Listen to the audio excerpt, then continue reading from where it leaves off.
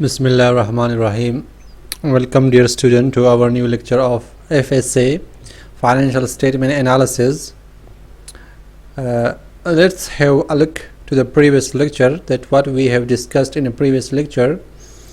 So link the previous lecture with the current lecture.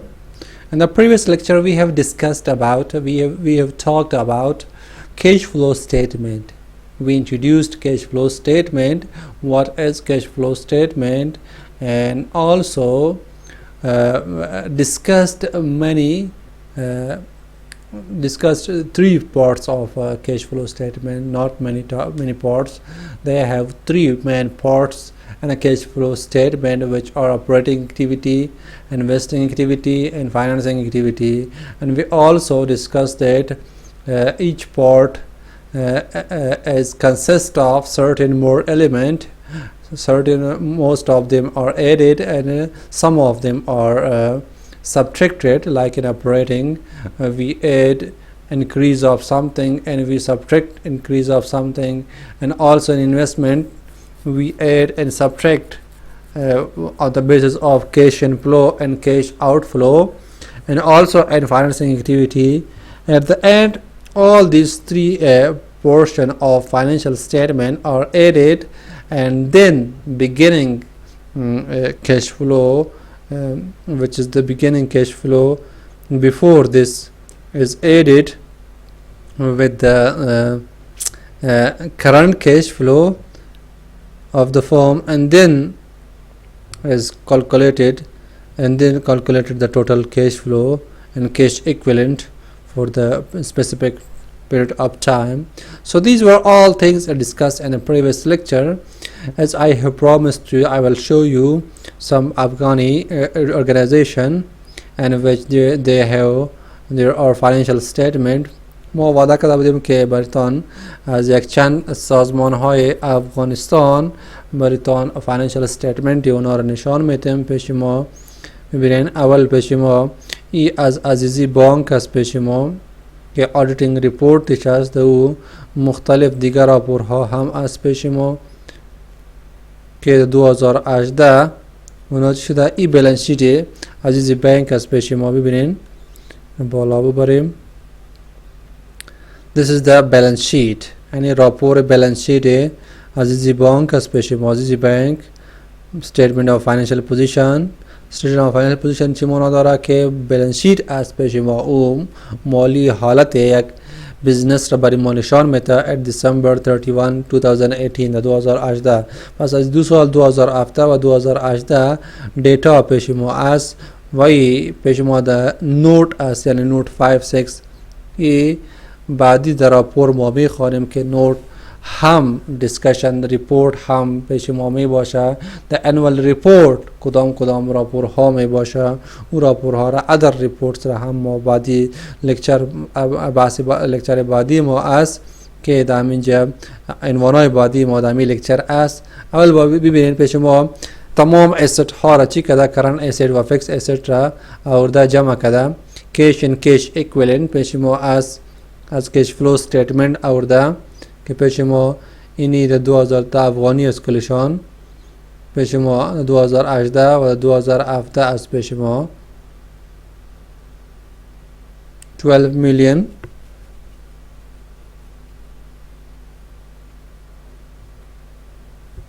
$12 million در 2018 total cash as loan and advances to customer. ای هم از اینو account receivable as investment سرمایه گذاری کی کده، ای هم به دست میاره asset اینو as investment and subsidiary دیگه شرکت های اینا که هستند اونا سرمایه گذاری کده investment and account APS است. ای هم از اونا asset as property and equipment یا از اینا current asset است، خاطر که بانک از پیش ما زیادتر چیزهایی که دیگه شرکت ها asset نیستن ولی با اینا چی است current asset. investment از investment چیزها که بیایم تمامش از اینا current asset است، خاطر که از امی شرکت ها چی میکنه، ریوینیو جنریت میکنه. property and equipment که است، این پیش اینا چی است، از این کا property و equipment داره. 1,48,611 2018 بود. 2017 هم پیش ما 1,015,000 بود پیش ما، پیش شرکت عزیزی بانک intangible asset از پیشینه انعکاس 39578 دیگه non current asset held for sale دیگه asset که اینا داره به خاطر فروشات آماده است دیگر دیفر تکس از پیش ما و ادر asset است تمام پیش اینا چی است از شرکت مکمل توتل asset سال 2012 2018 2017 است علاوه از equity and liability از شرکت deposit from bank از دیگه بانک ها که پیش اینا چی است در بانک ببینید لایبیلیتی چی است مردم که پیش بانک پیسه میمانه این سر بانک چی است لایبیلیتی است مردم از قرضای مردم است که باید پرداخت شود دیپوزیت فرام کاستمر قرضای بانک ها سر شرکت انعکاس یعنی بو بانک ها دیگه بانک ها به بانک انعکاس پول داده دیپوزیت فرام کاستمر مشتری ها انعکاس چی داده 34 میلیون و 2,78,839 افغانی است current tax liability current tax liability از انعکاس یعنی ٹیکس کی پرداخت نکرده other liability علاوه از این total liability از پیش ما پیش شرکت علاوه از equity هم داره شیر کپیتال سرمایه از سهامداران که به سوارده انعکاس revolution deficit on available for sale investment انعکاس retain earnings انعکاس تمام چیزها از بانک است پس total equity انعکاس total equity و total liability جمع کرده 4402 که total liability جمع مساوی است پیش asset ای از این بانک financial چی بود پوزیشن از این بانک است برای ما نشان میده بالانس شیت است علاوه از ای income statement است از شرکت Azizi Bank Statement of Comprehensive Income the 2018-2017 for the year ended December 31 Interest Income Revenue Innochias Interest के income या वो bank चियास income में बाशा sale में बाशा या revenue माबर्श में के interest expenses कियास ई बाई innochias cost है revenue bank chias interest income as wa cost bank chias interest expenses as net interest income as you know nias gross profit ma barish mein game fee and commission income fee and commission expenses as commission ham as you know income as total as you know gross profit is ne kamesha bazu azu operating income chias niqas که ازش منفی میکنه تمام چیزها که مصارفات است تمامش چی میکنه منفی کده net impairment loss on loss and advances provision against time deposit incurred account receivable and non-fund facilities employee benefit expenses depreciation asset amortization تمام مصارفات as the operating expenses که اونا را مجموعه چی کده جمع کده و مجموعه نقامده operating expenses مجموعه نقاس که منفی کده بعد از او foreign exchange gain other income از اینو که هستن که ما میگیم ده other income earning before tax هم profit before tax از اینو نقامده و taxation که از tax ازش نقام منفی کده profit for the year انعکاس این net profit عزیزی بانک است که در سال 2018 2017 که است او این طرف است پیش ما other comprehensive income علاوه از ای گفته total comprehensive income for the year other comprehensive income items that are may be reclassified to profit or loss دیگر چیزها که اونا چی کده به مطابق profit و loss جمعوری کده total comprehensive income for the year یعنی خلاصه یا تفصیلی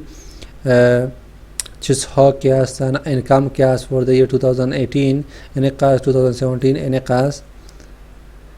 income statement بود علاوه از ای cash flow statement عزیزی بانکی از پیش ما statement of change in equity از دیگر راپور از change in equity مطابق equity است دیگر راپور statement of cash flow as عزیزی بانک cash flow from operating activity profit before taxation adjustment for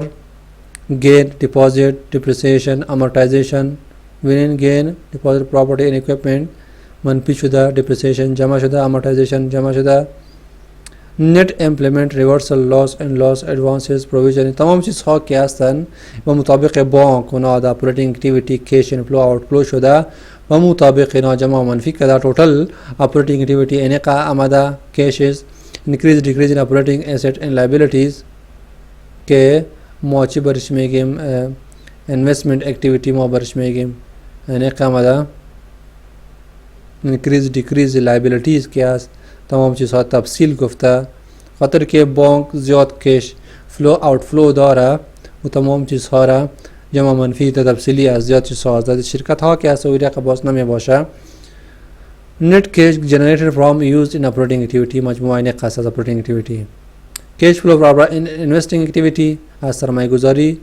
که چقدر outflow inflow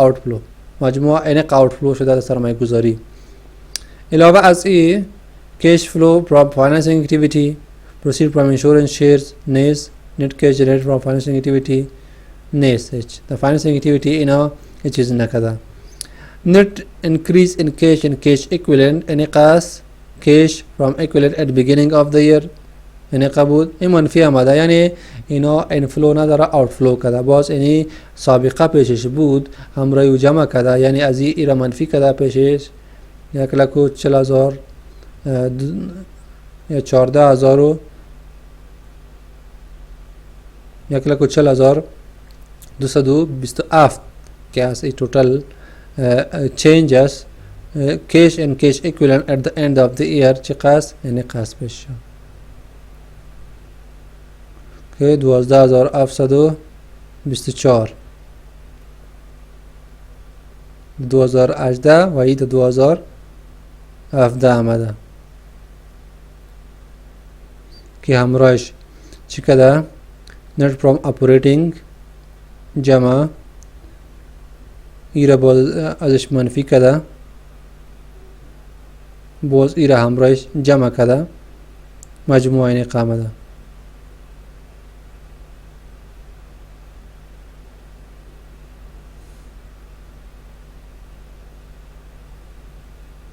So these were the reports of Azizi Bank. یک دیگه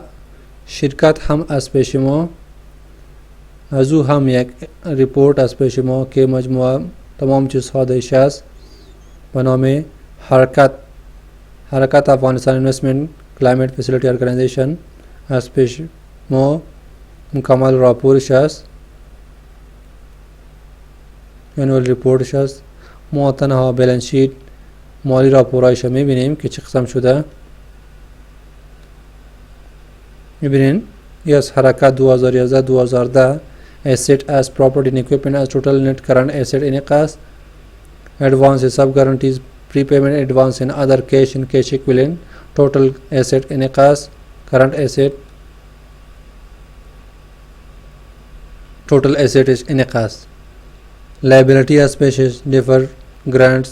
total non-current liability accrued and other liability total current liability cost total liabilities انقاص علاوه از ای income statement as شرکت 2011-2012 grade income total income انقاص expenditure مصارفات از تمامش چی کده جمع کده ازش منفی کده total مصارفات با شرکت که است د چی آمده مخیالم د loss as شرکت total expenditures مجموعه انقا آمده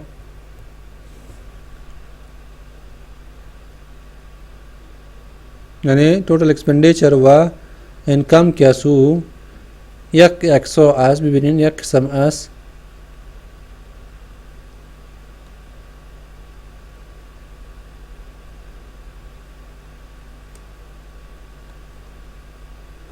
علاوه از ای کش فلو استیتمنتش است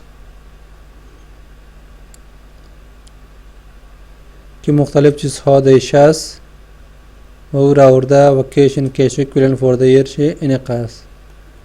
از این قسم راپورها را ما تشریح کرده بودیم و دیدین عملی هم لکچر ما که هست ببینین امروز یک پرابلم است که د پرابلم گفته که depreciation اگر 1 میلیون باشه در گلوبال شرکت problem ببینین problem اول میخوانیم. Suppose global had an additional 1 million depreciation expenses in 2012. Global tax rate on pre-tax income is 26%. What would be impact of this expense on global earning? How would impact global cash balance at the end of the year? میگه 1 میلیون depreciation expenses که از 2012 اضافه شده و global tax rate که از 26% است. چی تاثیرات میآید در ارنینگ یا در نت پراپرتی گلوبال که از حتما تاثیرات میآید که depreciation زیاد شوه در income statement اونجا ما در مصارفات چی میکنیم منفی میکنیم ازش باز ارنینگ ما کم میشه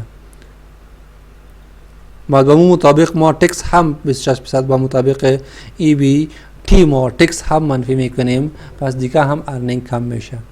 علاوه از ای اگر ما در کش فلو استیتمنت ببینیم depreciation در چی جمع میشه که انکریز شده باشه دوباره در کش فلو استیتمنت اونجا جمع میشه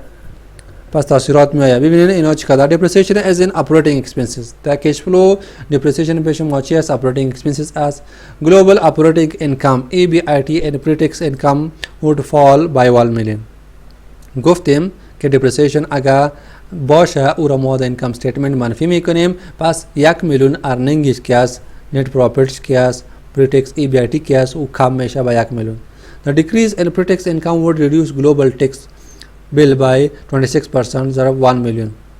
یعنی 0.26 میلیون که است او چی است پیشان او tax که است او باید هم منفی شود. Therefore net income would be fall 1 minus 0.26